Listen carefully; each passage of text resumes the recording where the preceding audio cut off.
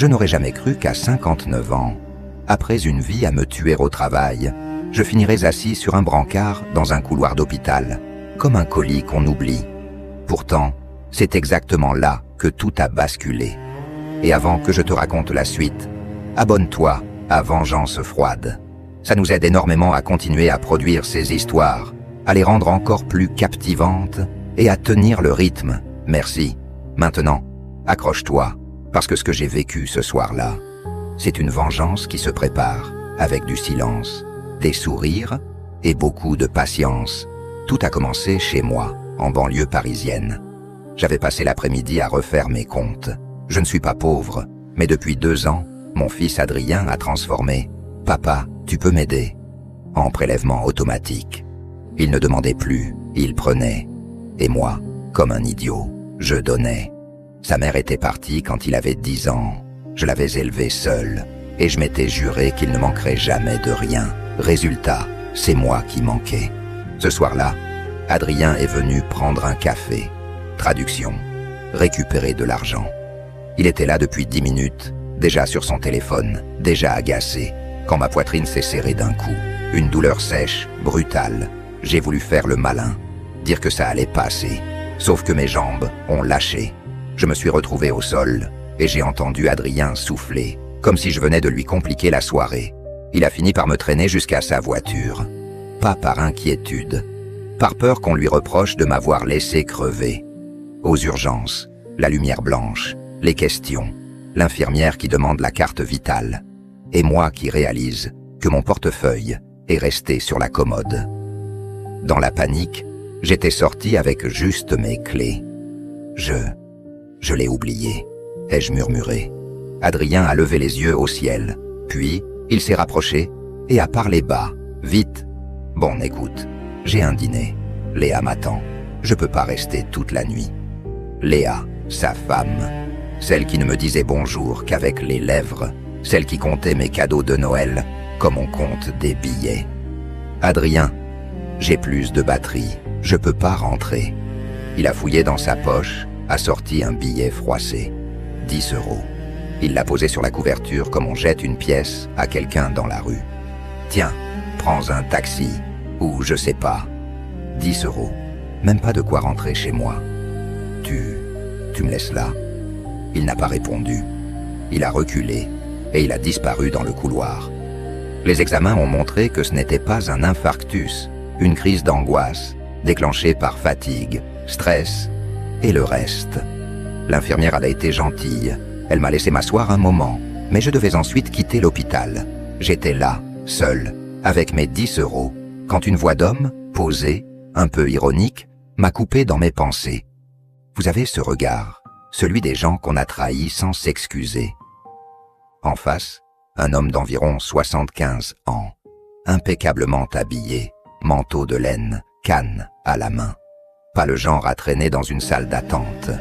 Il m'observait comme s'il lisait une histoire dans mes cernes. Mon fils vient de repartir. Ai-je lâché? Il a hoché la tête. Moi, c'est ma femme. Enfin, ma future ex-femme, Étienne. Il m'a expliqué qu'elle devait venir le chercher, qu'elle avait envoyé un message flou, puis plus rien. Et il a dit cette phrase qui m'a serré l'estomac. Quand vous avez de l'argent, les gens vous aiment, jusqu'au moment où ils pensent qu'il va falloir le partager. Puis il m'a proposé un deal, simple, froid, clair.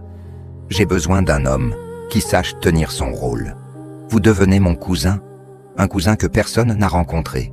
Vous venez chez moi, vous vous installez, et demain soir, vous assistez à un dîner. Je veux voir la vérité sur les visages de ma femme et de mes enfants. J'ai cru à une blague. Pourquoi moi? Il a montré du menton l'infirmière, plus loin. Je vous ai entendu. Vous êtes mon professeur de français à la retraite. Vous saurez parler, vous saurez écouter, et vous saurez rester calme.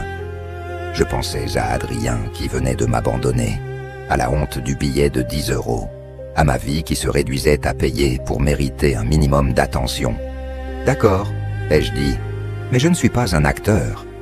Il a souri. Parfait, les acteurs surjouent, les hommes blessés, eux, sonnent vrais. Une demi-heure plus tard, j'étais dans sa voiture. direction son duplex près du parc Monceau. L'endroit respirait l'argent, les murs, les odeurs, le silence. Étienne m'a donné les règles. Pas d'agressivité, pas de provocation. Des phrases courtes, des silences. Et une seule mission, observer. Au feu rouge, il m'a lâché la vérité. Ma femme me trompe, et mon fils le sait. Ils attendent juste que je signe 2 papiers. Le lendemain soir, tout le monde était là. Clara, la femme d'Étienne, est entrée comme une reine. Parfum trop fort, sourire trop large. Hugo, le fils, avait ce regard pressé des gens qui pensent un temps chiffre. Manon, la fille, semblait plus douce, mais tendue. Et lui a demandé Hugo en me fixant. Étienne a posé sa main sur mon épaule. Laurent, mon cousin. Il reste quelque temps. Clara a cligné des yeux, 1 seconde de trop. Hugo a tenté un sourire raté. Manon, elle, m'a observé comme si elle cherchait la faille. Le repas a commencé, poli, trop poli. Et au plat principal, Étienne a lâché la phrase « calme, chirurgical ».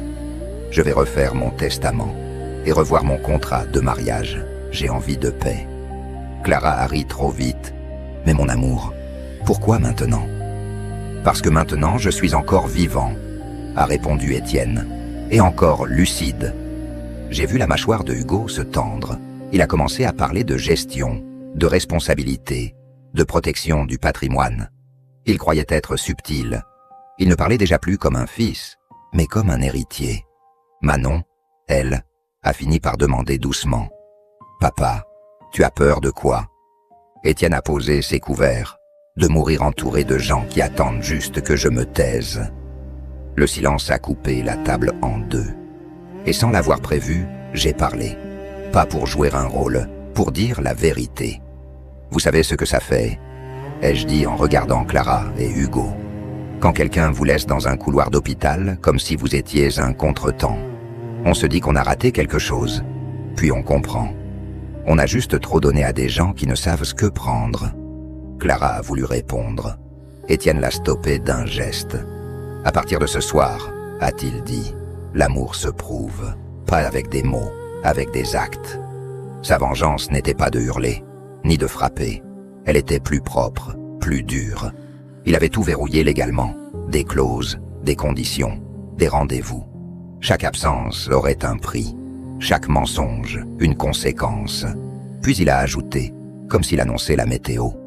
Et pour éviter toute confusion, j'ai engagé un détective privé. Les résultats arrivent demain. Clara a blêmi. Hugo a pâli. Manon a fermé les yeux, comme si elle savait déjà. Cette nuit-là, seul dans la chambre d'amis, j'ai reçu un message d'Adrien. « Papa, tu peux me faire un virement, c'est urgent. » J'ai regardé l'écran longtemps. Puis j'ai tapé une seule phrase, la plus froide et la plus juste de ma vie. « Non, on se parle demain, face à face. » Et à cet instant, j'ai compris. La vraie vengeance, ce n'est pas de détruire quelqu'un, c'est de reprendre la place qu'on t'avait volée, de redevenir un homme, pas un distributeur, pas une excuse, un homme.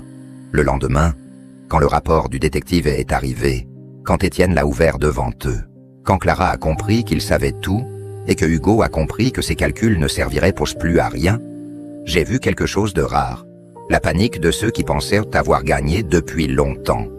Parce qu'au final, dans ce genre d'histoire, la justice n'a pas besoin de crier. Elle attend, elle observe, et au moment parfait, elle fait tomber les masques.